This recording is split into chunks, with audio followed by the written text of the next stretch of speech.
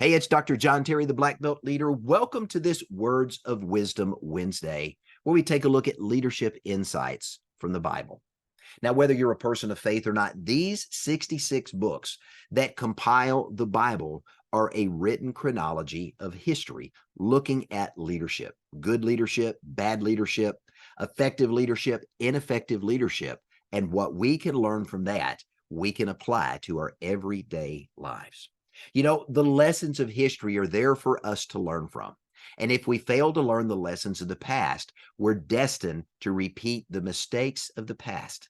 So having an opportunity to learn effective leadership, as we've seen it chronicled throughout thousands of years of history, can give us some insights into leadership that can help us lead ourselves and others more efficiently and more effectively as Black Belt leaders in life.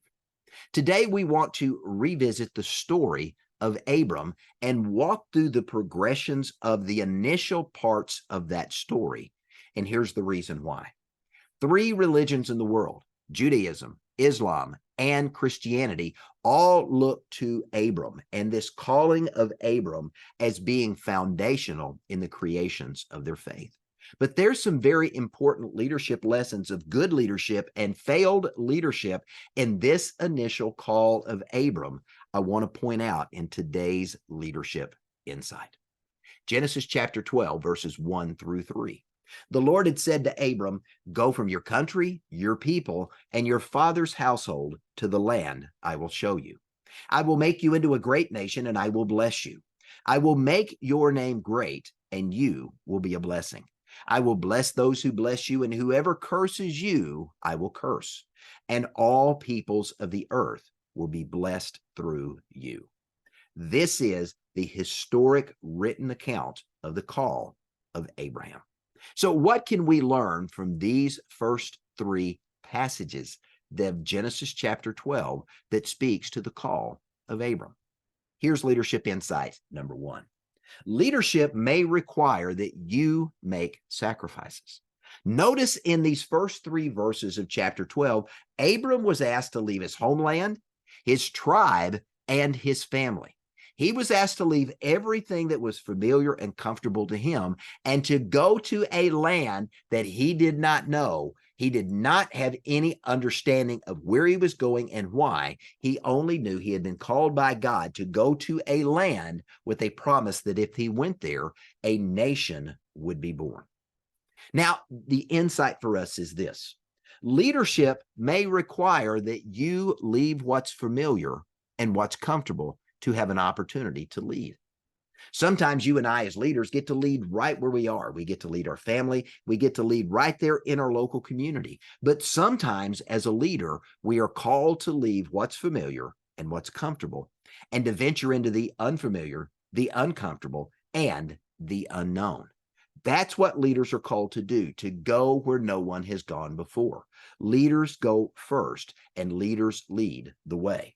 So the call of Abram was a demonstration of leaving the familiar and the comfortable and going where no one had gone before and having an opportunity to lead in the midst of being uncomfortable. Leaders show the way so others can follow. This is the lesson we learn from these first three verses. Now let's continue in Genesis chapter 12, verses 4 and 5. So Abram went as the Lord told him, and Lot went with him. He took his wife Sarah, his nephew Lot, and all the possessions they had accumulated, and all the people they had acquired in Haran. And they set out for the land of Canaan, and they arrived there. So what can we learn from this particular leadership insight? Now, we already know that leadership requires you to make sacrifices, but here's what else we know. You should not bring what's unnecessary or anything that holds you back when you have been asked to leave the familiar and the comfortable and to go and lead in the unfamiliar, the uncomfortable, and the unknown. Notice in this passage of scripture that Abram ignored the call of God that said, leave your country, leave your tribe, and leave your family. And what did he do? He ignored what he was told, and he took his nephew Lot with him. Not only did he take Lot, he took Lot's family and all of Lot's possessions and all of the herdsmen and the shepherds and other people that tended Lot's flocks. So now Abram not only had to provide for himself, he was going to be required to help provide for his nephew, his family, and all of the herdsmen and shepherds that were traveling with them. So here's the takeaway from that. If it's going to distract you, if it's going to hold you back, if in some way it's going to impede your progress as you are being called to lead, it's important that you leave those things behind. Taking what's unnecessary when you're climbing the mountain only weights you down and holds you back. And at some point, you're either going to have to release the load or you might not get to the top. Now, let's continue this initial story of the call of Abram, and let's go into Genesis chapter 13, verses 5 through 9. Now, Lot, who was moving about with Abram, had flocks and herds and tents, but the land could not support them while they stayed together, for their possessions were so great they were not able to stay together. So Abram said to Lot, "Is not the whole land before you? Let's part company. If you go to the left, I'll go to the right. If you go to the right, I'll go to the left." So what's the leadership lesson that we can learn from this? We've already talked about making sacrifices. We've talked about leaving behind the unnecessary things that hold us back or impede our progress or demand resources that we could utilize better somewhere else. Third point is this: good leaders know when it's time to part company and to cut their losses. Now, ultimately, what God had commanded Abram to do actually came to pass because Abram belatedly chose to part company with Lot because Lot, his family, his herdsmen, and his shepherds were holding him back. They were also consuming resources and devouring resources that Abram needed for his own family, his own shepherds, his own flocks, his own herdsmen. And as a result of that, they needed to separate and go to different parts of this new area so that they could find ample pastures to provide for themselves. Here's our leadership lesson from that. When other individuals are holding you back, or when resources are strained, or there are competing demands for resources, as a leader, you have to make tough choices. And sometimes that means looking at those on your team who are now grown to the point in their own leadership development that they could lead themselves well without your immediate oversight, input, and guidance, and free them so that they can go and lead themselves. Now, one last passage I want to point out in today's leadership insights from the Bible, and that's Genesis 14, verses 11 through 16. The four kings seized all the goods of Sodom and Gomorrah and all their food. Then they went their way. They also carried off Abram's nephew Lot and his possessions, since Lot was living in Sodom.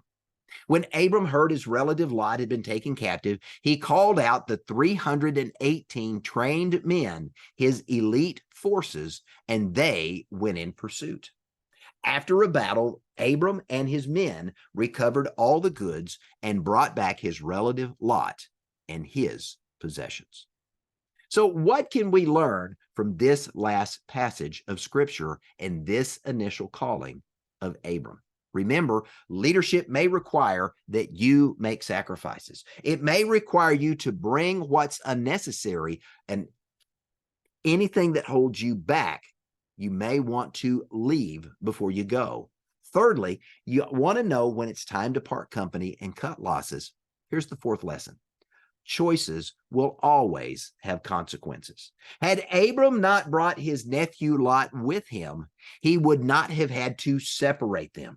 Had he not brought his nephew with him, he would not have had to go to war and put his men, his elite army, put them at risk to go to war to rescue his nephew, his nephew's family, and to recover their possessions.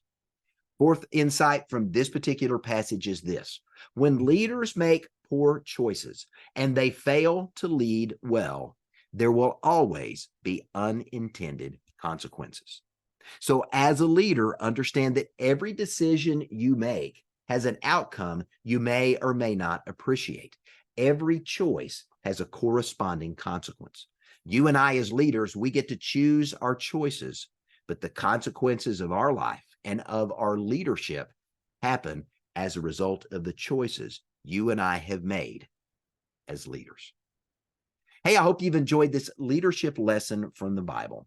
And if you want more leadership lessons, whether faith-based or not, let me encourage you to follow me on my YouTube channel. That's at Be a Black Belt Leader, youtube.com/@Be a Black Belt Leader, or simply go to YouTube and type in Be a Black Belt Leader, and you can access my channel. If you're a Rumble fan and you'd prefer to go there over YouTube, the same lessons are on Rumble, same channel, Be a Black Belt Leader. Let me also encourage you to visit my website. Again, beablackbeltleader.com. You can go to the courses section of the website, and you're going to find a variety of free and paid resources. And if you happen to be a person of faith, you can sign up for a free email series, The Top 10 Leadership Lessons from the Bible. You'll find that on the courses tab, along with other free and paid content that you can access and have an opportunity to increase your ability to lead yourself well and make good choices. And while you're on my website, let me encourage you to go to the Contact Us area, go to the Contact Us tab. You'll find all my social media channels. You'll find where you can sign up for my leadership newsletter, my podcast, and have access to not only YouTube and Rumble, but all the social media channels that we appear on a daily basis. Every day, I'm sharing tips, tools, insights, and resources to help you become a better version of who you are and what you do as you continue the journey of becoming a black belt leader in life so you can live your life with black belt excellence. I'm Dr. John Terry, the Black Belt Leader. Thanks for joining me for this leadership insight from the Bible. Have a great day.